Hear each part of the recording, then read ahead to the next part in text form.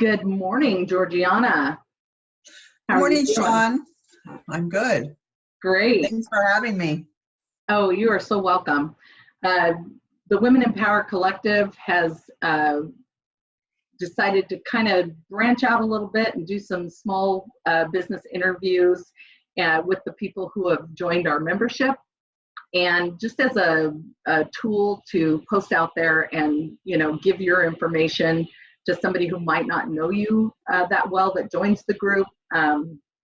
Or somebody looking for someone like you, and just gives them a quick way to learn more about you. So today we'll be talking about your business, and it's all about you. So please share as much or as little as you like.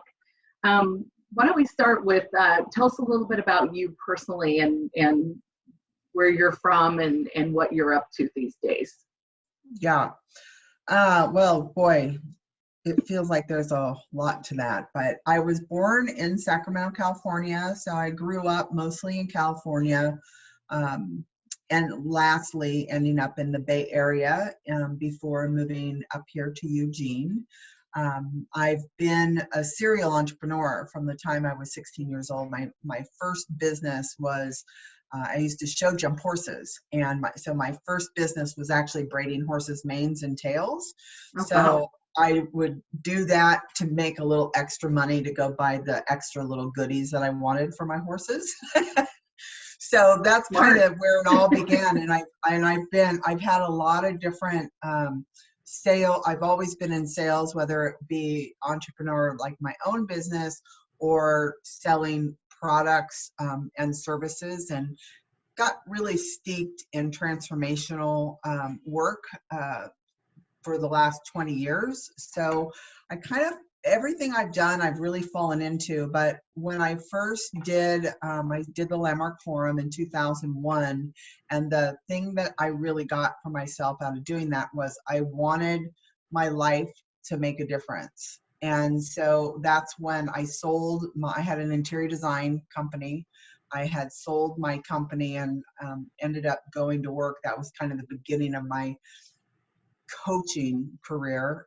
So for the last 20 years, I've been coaching and sales and training and leadership and all of that. So that's kind of how I wound up here. Awesome. Well, so what did you have to do to acquire the skills to do the job that you're doing now? Yeah, well, I think that was all part of my journey, right? Was, being entrepreneurial, being somebody that it was going to happen because I said so. And, of course, I've been, my dad really steeped in both of us personal development. And so I was listening to Napoleon Hill, and Brian Tracy and, some of those greats back in the day, under duress of my father, back then, right? But it really created something for myself, learning and developing. So everything I do from sales, coaching and transformational stuff has all been because I started out in, learning the personal development stuff. And, and it was all sales. I've done tons of sales trainings and things like that too. But, basically I look at my life as I've been a salesperson of my life. I was the one that had to make it happen. And, sales is what makes life happen. Oh, yeah, definitely. That's funny. The next question was, how long have you been in business? So I think that kind of answers that question. It sounds like you've always really been in this business. I really have. I mean, like I said, for as soon as I could drive, I had my braiding business, and I have been entrepreneurial either in my own business or sales or whatever, pretty much my whole life. So do you know who your competitors are? I do. I think, there's a lot of different, I don't know that there's anybody here in Eugene, but, I work with people all over the world. And there are some sales coaches that, have more geared towards business, not specifically sales, like they have sales as part of it. And then there's some that are strictly sales and they're one-on-one like me. So there's a wide range of people out there. So really specific, some are more geared towards businesses and corporations and types like that. I love working with other coaches and solopreneurs who have that superpower that they've got to get out there. So, I haven't, as far as a target market, I haven't met anybody who really targets the same people that I love to work with, which is those people that are beginning their journey as an entrepreneur. Oh, that's great. Yeah, definitely. Because when you're in the beginning, there's so much to learn and it can be overwhelming. So having a coach is important. So how do you market your business? I've been really lucky to be mostly word of mouth and referrals. So, I do obviously a ton of networking. I'm, part of Women Empowered, and locally I do some things, but mostly I do online connecting with people. So my clients are all over the world. So I connect with people in Australia and New Zealand and Hong Kong and all over the US and Canada. So I do a lot of online networking and building relationships with people that have been referred to me for one reason or another. So, yeah.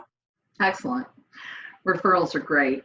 Where do you see your business in the next year, 5 years, 10 years? Yeah, that's a good question. It should be such a simple question, but it's not. I love working with people one-on-one, and I have a business accelerator, like a sales challenge that I'm actually getting ready to launch as well. And ultimately, I would love to have the ability to work with people one-on-one more than I do now. And there's a lot of things that would have to come into place for that. But, like I said, I am on a mission. I didn't say this, but I'm on a mission, right, for women to thrive in business, and sales is their access to it. And so many people resist it. I know I've kind of gotten off track of what you said. But No. I like it. Hey, this is your interview.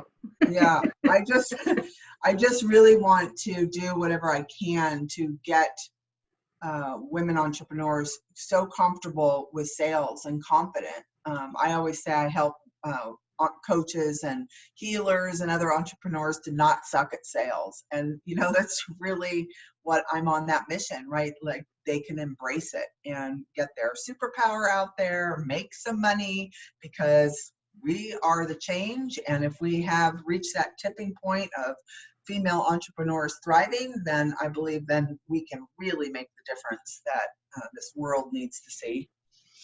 I like that. That's awesome. So who do you seek advice from in business? In business, it's interesting. I have a lot of mentors. I have worked with lots of different coaches over the years from all different aspects, from financial and money mindset to, building the infrastructure for a business and the technology aspect. So I go to a lot of places, but I always kind of come back to a more spiritually connected coaching or podcasts. Right now I'm doing a lot of podcasts. I love Jay Shetty. I hope I'm not slaughtering his name. But anyway, I'm very spiritually connected, and I've done a lot of business. I have all the tools that I need to do.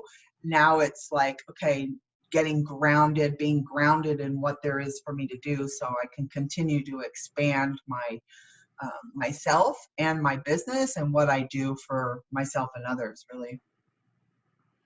So do you have any employees? I have one VA who's amazing. Like, good. Oh God, she just she kicks my butt, actually. She keeps me in line. It's great. That's awesome. Yeah. So can you describe your customer? Yeah. So female coaches, healers, entrepreneurs, micro, maybe solo business owners, that kind of people that are in their home office, often doing it themselves. They have reached probably about $50,000 to $80,000 in revenue in their business. Then they may have leveled out or just not sure how to get it to the next level. And they're generally spiritually minded, and really looking to make a difference with their product or service. I work mostly with service-based entrepreneurs, people who sell the invisible. Wow, that sounds like what I do. I'm gonna have to talk to you more. It is what you do. It is I know, what you it's do. like you're describing me. Every time you say something, I'm like, oh, maybe we need to talk. So why would your customer select you over another coach? That's a good question. And I don't know that I really have the answer to that.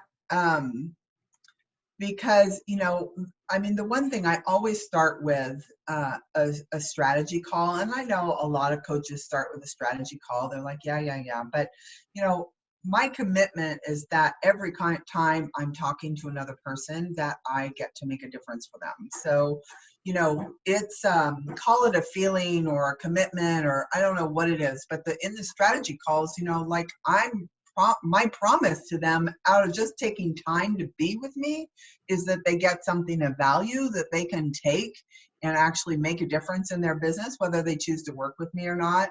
So, I don't know that that's all that unique, that my commitment to others to make a difference. So, I don't know that real answer to that. I guess maybe I should know, but I don't know. I like that. I think that, not everybody does the same thing for the right reasons. So, you obviously are there to help that person, and that is your first and foremost important thing to you, which that really matters, because in our world, in recruiting, when we talk to our clients, we're trying to get as much information from them so that we can vet the right talent for the role. And if we don't take the time to get that information and really have that desire to find the right person, then we're missing the mark. We're not doing the job for them. So I think what you said is very valuable to anybody who works with you. Yeah, thank you. And I think the other thing I would just add to that is, it'd be great to have $1 million business, but more importantly is that I find a way to serve the people that really need me, so I'm not in that market that, they're spending $20,000 on a coach, but I like to find a way for people who maybe are in the beginning of their business that really can't really wrap their head around the finances of hiring a coach. So I actually do make that work for people. I think that's great. And I like what you just said, because a lot of people are like, well, why am I going to pay someone to tell me how to do this? Or maybe they think they've already got it figured out. There's been many times when I felt like, I'm good. I don't need a coach. I got this. I think everybody needs a coach. Well, no matter who you are. Exactly. And if you think about it, you look at people that are out to attain the highest level, CEOs, Olympic athletes, they don't go. Tony Robbins has a coach. Yeah, exactly. Yep. So, it's like, are you going to be Tony Robbins or the Olympic athlete, or are you too good to have a coach? Like, you got it. And I don't mean to slam anybody who doesn't think there's value in a coach. And sometimes there's not. You got to find the right coach too. But I think it's really important because, like you said, I'm the same way. I believe everybody should have a coach. And I think if a coach doesn't have a coach, it's a completely completely inauthentic relationship to coaching. Yeah, I agree. And that's funny because a conversation, and I've had several of these lately, which is really funny. I am not a coach. I wouldn't, I don't have the training or the background, but having conversations, and this is what I think kind of opens up the fact that coaching is so important, because you can sit and tell yourself the same thing 455 times.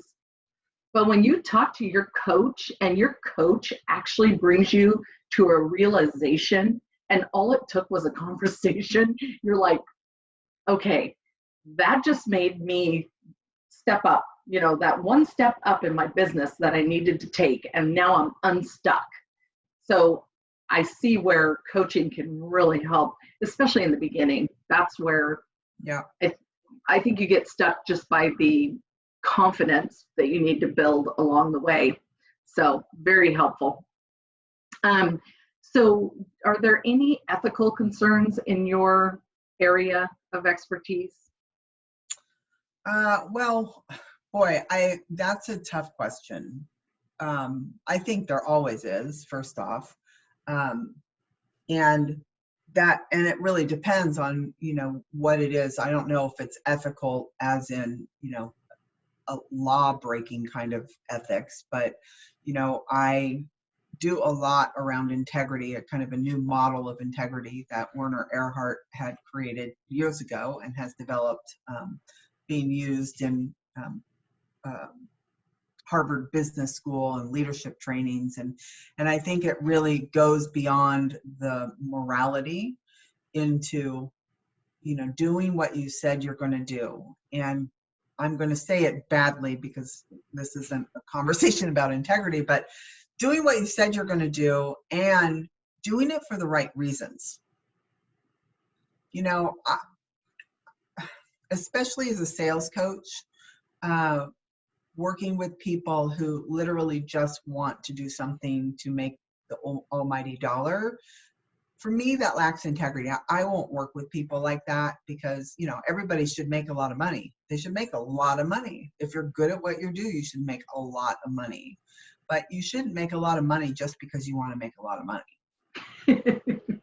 And there is a difference. There's a real big difference, right? So, and I think for me, that's the ethical standards that I have in working with people. And, you can always hear the people that are just in it for something, like in it for themselves or for the almighty dollar or whatever, right? Those people stand out in the world that we're in, where women are, people are committed, they're outreaching, they're fulfilling on their soul-driven goals, and it's something much bigger than themselves, and that's just that's where the line for me in ethics goes. And I don't know, that's great, because we've worked with clients before who there's a lot of things that can happen in the recruiting world. It's not pretty. And so you have to put yourself, it's like, am I going to hold myself to this standard, or am I going to be okay down here and just kind of in the gray area? So yeah, there's what's easy. I like to say, who are you going to be when nobody's looking? Yeah, exactly. So that's where I put myself up against. It's like, there's the easy way. And then, the other day somebody they were supposed to give me $400. They gave me $440. I counted it. I saw now, so, and I have to have this conversation with myself, right? It's like, okay, well, who am I going to be when nobody's looking? Am I just going to, they thought they gave me $400. Yeah, no. And so, I mean, that's a simple explanation, right? But, if you ask that question to yourself in everything that you do, like, oh yeah, there's tons of different things, like being at the grocery store, they forgot to ring me up this item, I'll point it out. And I've definitely been with people who have said, why'd you tell them? It's like, well, because, it's their job. And, that's why grocery stores, or that's why businesses go out of business, is because they lose so much money that way. So, Yeah. Um, what are the biggest issues for running your business or in running your business? Yeah. I think always my biggest struggle is in the marketing and technology. Technology. Oh my God. It's such a thing, I mean, I love it and I hate it. It's such a necessary evil, but man, sometimes I just want to blow my brains out. I was just talking to somebody yesterday who has it's a sales pro. I can't even remember. I got so excited about it. I don't even know what it's called. Anyway, but she's telling me, showing me all this technology and about how it's going to make my life so much simpler. And I get so excited about it. And then I get in there. It looks so easy. I know, why me? is that? No, it's not you. Trust me. I get on things and I'm like, okay, this doesn't work like they said it was going to work. Where is that button and why doesn't that go there? No. Yeah. And it's got to be intuitive. I have a girlfriend who's trying to talk me. She's trying to save me money and tell me to get into this CRM. I'm like, I don't know how to do this. She's like, just watch one YouTube video a day. That'll get you. I'm like, I would just as soon kill myself than have to sit there and watch a YouTube once a day to learn a CRM. I mean, we have better things to do with our life, right? It's like what you want to do is you want to log in and you want to go from point A to point B and not even have to think about it. Yes, and it's got to be intuitive. If it's not intuitive, yeah, I'm probably not going to stick with it. So, and yeah, technology it's always been my problem. So, what's the future for this type of business? What do you see the future being? Well, this is really I think it's really interesting times right now. I mean, this is during the coronavirus and the new election, and it's the market is going crazy, and quite frankly, I'm not exactly sure what is going to happen with depends on how economics are going, for one, because Right. there are a lot of people out there that hang their shingle basically and say, oh yeah, I'm a coach, and because they've given good advice to people before or whatever. And so I think it's an interesting time right now to see where it goes with the economy, the way that it's going to go, and then just the sheer number of coaches. Like, it's going to take something for the cream to rise to the top, if you will. Everything's going to get shaken out. Because there's some, obviously there's people out there that have the technology done and they're completely out there, but maybe they're not all that great as well. So I think it's a very interesting time to be a coach, maybe even a little scary for some, it might be, or should be. But I don't know really. I think we're at an interesting time, period. I think the online aspect of it couldn't be greater. It's a perfect career for someone to be online. I have one of my last coaches and people that I've met, and this digital nomad now, right, where my last coach she's actually in New Zealand right now for a month. She was in Australia for a month prior to that. And so she's traveling. She sold her house and she travels wherever she wants to go and works from wherever she wants to work. And that's some awesome. Other people that are website company, and they sold their house, bought a tiny house that on wheels, and they travel all over as well doing their business. I think this is a real opportunity for people that want to do that.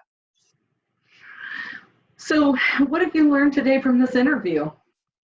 I didn't learn this, but I just love you. I think it's so great. We've kind of had two ships passing in the night maybe, but I'm just so grateful for you and Oh, thank you. your leadership in our community and your commitment to business owners being successful. I know this isn't something that you have to do. This is something that you do from your heart. And that really speaks volumes to who you are, that you would do this. So I just appreciate you. And that's not something I just learned today, but. Well, I appreciate you saying that. And I love having you in the Mighty Network and being part of the Women Empowered Collective. You had faith in Kathy and I when we first started out. And I think that says a lot to us, and we appreciate it. Is there anything you'd like to add other than how people can contact you in this interview? Is there anything I haven't asked that you'd like to share? I don't think there's anything asked. I mean, anything I haven't said. I mean, obviously there's a ton I could continue to say, right? I'm 55. I've been doing this since I was 16. So there's a lot, but Yeah. yeah, no. And I, really, to anybody that's listening, I encourage you to let go of, if you're not exactly where you want to be in your business, I would encourage you to let go of your beliefs about getting into a free strategy call, like it's nothing about except me trying to sell you into something. Some strategy calls are like that. I promise you, I really encourage you to let that go and jump on a call with me and let's just see what's happening. I won't take on a new client that I don't think I can help because that's not what I'm about. So I would encourage you, anybody who's listening and anything in this conversation that resonates with you, to let go of whatever beliefs you have and just jump on a call and give it a shot, and just get something of value just straight away from our call. So Where can they go to find you? well, you can go to georgianakovell.com, and so it's just my name, which I'm sure will be somewhere. Otherwise, I don't need to spell it. And my phone number is on my website. You can email me from my website. You can schedule a booking from my website. You can do anything. Yeah. Awesome. Well, it's been wonderful speaking with you today, and I look forward to you continuing being part of the Mighty Network, and have a wonderful day. Awesome. Thank you so much, Sean.